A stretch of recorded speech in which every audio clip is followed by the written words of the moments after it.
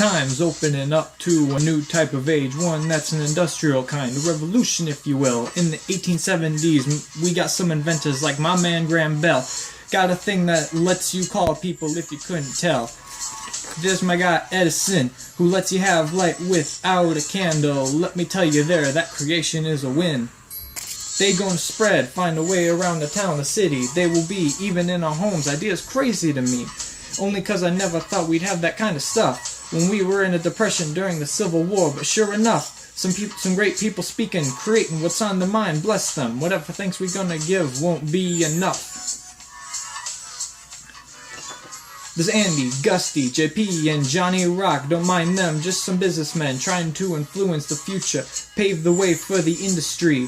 Along with John Warner, maker of a place where all the items are in one spot. Genius, with mini shops and window shows that just pop with displays. Nothing can come close to those. Don't forget the new management structure, setting up the people and the pay day after grueling day. But sometimes things just ain't right, so the working man must stand up to protest and fight, starting riots and strikes, causing a ruckus. The businesses don't care, but the people want some justice. Up in here, yes, they ruin in the way things work. Lack of mail was a detail they might have overlooked. So this'll backfire and fail in ways they might not have envisioned. What the workers may annoy, but remember, all work with no play makes Jack a very dull boy. In the 1870s, being a wealthy farmer was a fantasy. There was no way that financial crisis of 73 made everything crappy.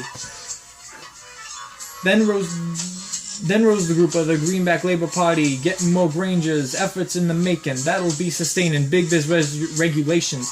It was one heck of a movement, the historians will be saying. Speaking of movement, let's not forget the people immigrating to the US of A by boat, going through a port in search of a job, though some made it with illegal passports.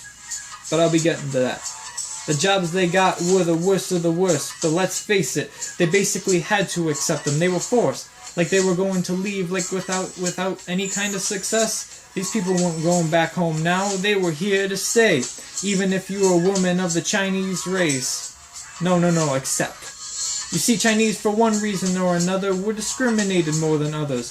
So they even got an Exclusion Act in 1882. Congress felt pressure, so you know that law is going to get renewed.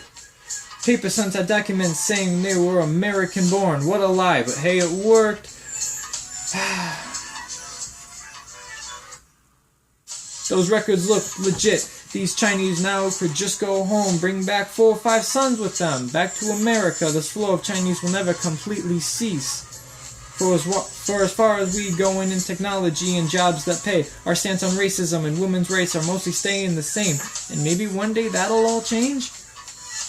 Will we all still hate because of race or gender, or will we learn to accept? I don't know, but I hope it's the latter. Guess we'll find out in Society's next chapter.